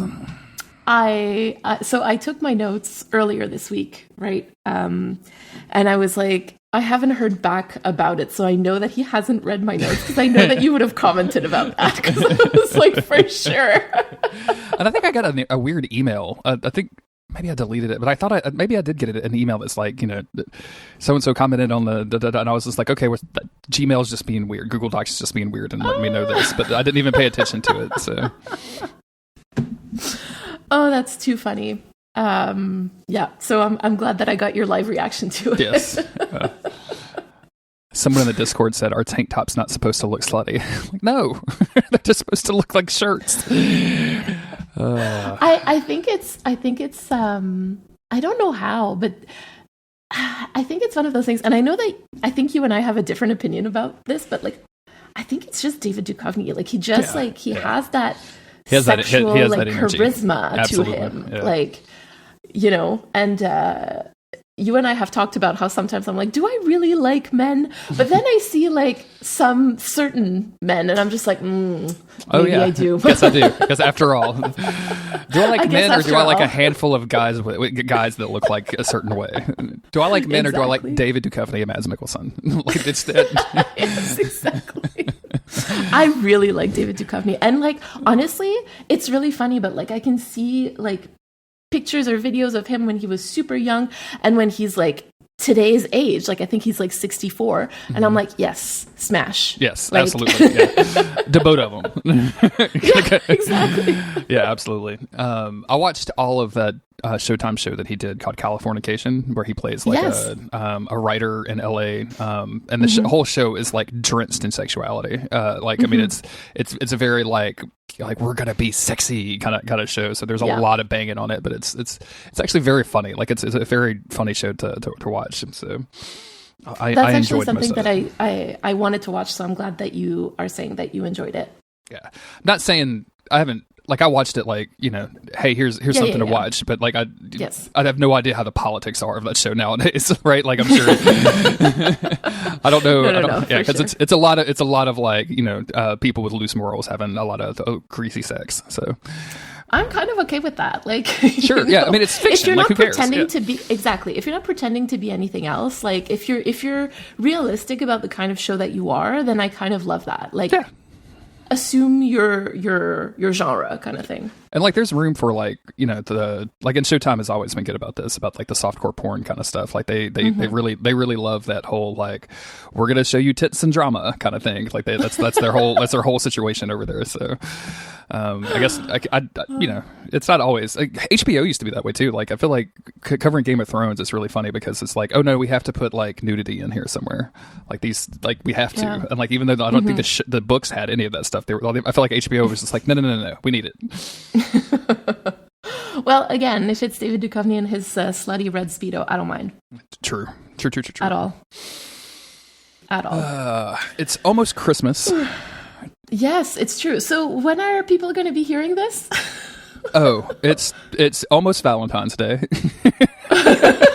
we should talk about Valentine's Day. I suppose we should, eh? It depends. So. I have this as like episode 15. That's actually a good question of when this is going to come out because let's see, let me look. Because I have RE 13 release on January 19th right now. You're so crazy. I know. I have that as January 19th. Did I math wrong? No, that's what isn't that what I said? January 19th? I thought you said Did 13th. I'm sorry. My bad. Oh, no. Okay. I was like, wait, what did I say? Am I saying the wrong thing again? Yeah. So 14 will be our feedback episode, which was great. Yeah. And we haven't recorded it. Like, we'll record that in 2 months. But it was super good. We had a great time. We had a great time. It was fantastic. We had a lovely guest. She was great. They were great. Because I don't remember who we confirmed. Oh, wait. Yeah. No. Okay, now I remember. She was great. Yeah, so that'll come out February 5th. So this will actually come out on 2 days after Valentine's Day. Assuming we don't release the Silence of the Lamb episode as its own episode, in which case we're talking about the end of February at that point. So happy Mardi Gras, everybody. Are we still releasing on the same schedule? Because that's also something that I guess we need to talk about. Yeah. I'm okay with, I think with this episode, going to, like, we'll announce I guess we could talk about it on the feedback episode and then go into season 2. And then, like, after that, just have weekly episodes after that if you're good with that. So that'll give us enough time to, like, book a lot of it. Because I mean, even though we're so scheduled out, like I'm also very worried. But we're going so fast, I don't think it's really going to matter. I mean, at this point, because we took a little break, right? Like we had a couple weeks because I had family over, and a bunch of stuff going on. So like we took a little break of recording, and we're still we're still into February. Yeah, it's fucking crazy. Like, what are we doing? Yeah, seriously. What is this? I love it. I think I've seen you talk about this show, but like the Monster Week Discord is all over this. What is Dr. Odyssey? What is this show? Oh my God. Let me tell you about Dr. Odyssey. Okay. So it's okay. When it was first announced, there was a trailer that came out, and it's like, I don't even know how to describe what it really is, but I was looking at the trailer and I'm like, this is going to be a ridiculous show because it basically takes place on a cruise ship, and it's the story of the doctor on the Odyssey, the cruise ship, Dr. Odyssey. His name is not Odyssey, but whatever. That's how we're calling him. Okay. And like, I've never been on a cruise ship, but I have seen like videos, and you just know immediately that this is not how an infirmary would be in a cruise ship, right? Okay. Exactly. Like think in Our Flag Means Death when Stede Bonnet is like trying to hold his books in his library, right? Like when there's like a storm, that's exactly what would happen in this infirmary because it's full of like glass jars with pills in them, right? So you know immediately that this is not going to be a realistic show. And I was like, you know what? I can do that. Like, smash, right? Like, I can definitely be on board with this kind of show at the moment. I need something that's not realistic. Mm-hmm. And somebody said, this looks like a show made so that a bunch of actors could keep their health insurance. And I was like, you know what? I can get on board with that too. Because I like that one dude, from Fringe. I don't know. I don't remember his name, but that one guy from Fringe. Joshua Jackson. There you go. I love like that you dude. know him from Fringe, and I'm like, it's Pacey from Dawson's Creek, obviously. I feel like I've had this conversation with other people before. Where I'm like, oh, it's the dude from Fringe, and they're like, that's not what he's known for, Jeremy. That is not what he's known for. But sure, yes, that's correct. He was in Fringe too. That's why I started watching Fringe, actually. And so I started watching, and it is just as ridiculous as I expected it to be. And I was like, this is actually like good mindless TV. And I started watching week to week, and then they had a full on like discussion about ethical non-monogamy, about polyamory, and I was just like, oh my god, what is happening on primetime TV? Like, what is going on? Yeah, that's the thing that like, I couldn't believe it. Like, I kept seeing people talk about, because like if it's a show that I'm not watching that I kind of plan on not watching, and I saw like a clip of Dr. Odyssey on like TikTok, and I saw Joshua Jackson like as the like boat captain guy or whatever, and I was just like, nope, I'm out. Like, I could just tell like this is not going to be a thing. And then so I was clicking on spoilers, and people were like, oh my god, like these three people, like they should just get together. And then like, I guess like spoilers for the show if you're not watching it, but like I guess they like had a discussion about it, like a realistic discussion about it, about the they possibility. had a threesome, and they had so they had a threesome. I did not know that part. Yes, they had a threesome, which I was like, how is this happening again? Like, I couldn't believe that this was like happening in front of my eyes on something that, like, you know, for sure, yeah. Anyway, like, I was just like, oh my god, is this really happening? And then in the following episode, they have like an actual discussion about like whether they could work as a throuple, because there's like a throuple in like as part of the, not the monster of the week, but you know what I mean, right? Yeah, like the guest of the week or whatever that they have to deal with. Yes, the guest of the week, exactly. Yeah. I mean, for where we are now, spoilers again, but like it doesn't actually happen. But I was like still kind of amazed to see it like even discussed and negotiated. Yeah. Exactly, like earnestly. Not in like, not in like a Showtime like, oh, we're gonna have a threesome kind of way, right? Like not like that, but like in an actual like, no, we want to discuss the possibility of all of us dating one another. Like that's really good. Exactly. Yeah, that was really cool. I thought that was cool. Unfortunately, it did not go that way, and a lot of people were very mad about it. Yeah, man, the people like Hollywood's getting so close. Like they're like giving people off these streets and then taking them away, and people just get super mad about it. Like they have no more patience for it anymore. Like it's very funny to me.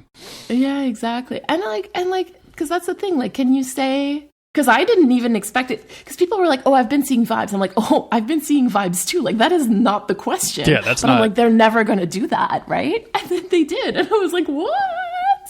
Anyway, so good. Happy that at least some representation is getting onto mainstream media now. There you go. That's the only thing that matters. Yeah. And all of this happened Dr. Odyssey on, is like, the worst fucking name, though. I mean, like I just yeah. I know, and it's really funny also because like that discussion about like about polyamory happens like on Gay Week when they have like a gay cruise going on, and I'm just like, you're so close, like you're so fucking close. The monster of the week of the gays. It's very funny. The gays, yes.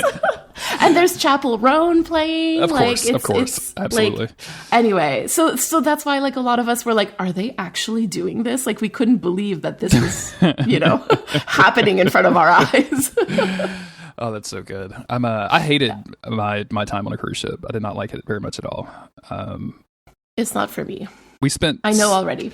It was 7 days in the Mediterranean, which is like beautiful. Yeah. But we were like stop at a place and they'd be like, okay, be back at this time.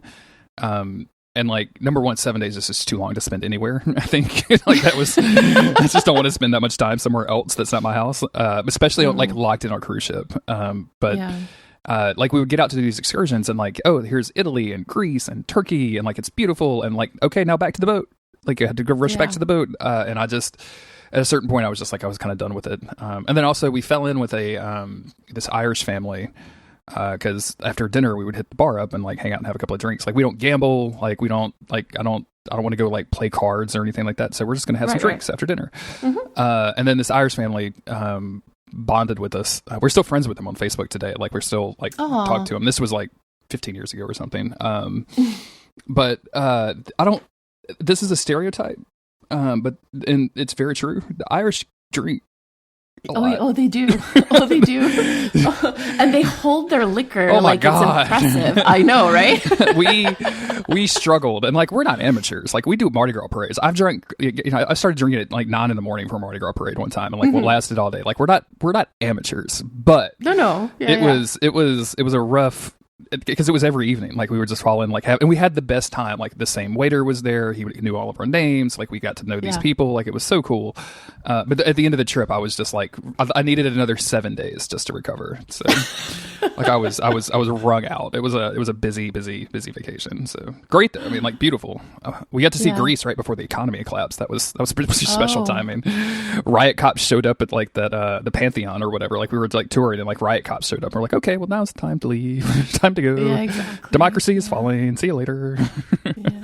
Although it's not unusual in Europe to have like the army in like at very touristy places, like specifically, and they do that like to quote unquote, like as a protection against terrorism, because like you will always see the French army around the Eiffel Tower nowadays. Nice. Like it didn't always used to be that way, but now like they're always like walking.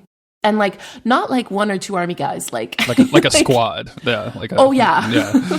Like I don't know what you would call that, but there are rows of them. Something between a squad and a battalion, right? Like somewhere between whatever the army lingo for that is. Yeah, on the cruise ship, the one we went to anyway, they like every night you had the opportunity to go to like fancy dinner.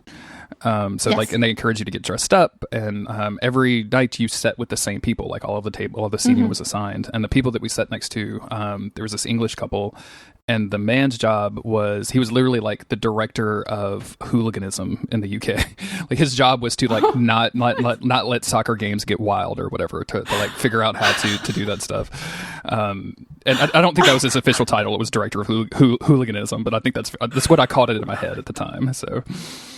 The British are something else, man. They really are. They really are. Yeah, it's a whole thing. The director of hooliganism. Let's talk about some Hannibal. Are you ready? Let's talk. I am so ready. Are you actually ready? I don't know, Jeremy. I don't know. But let's try. It's going to be so fun. And the conclusion that I've drawn is that you are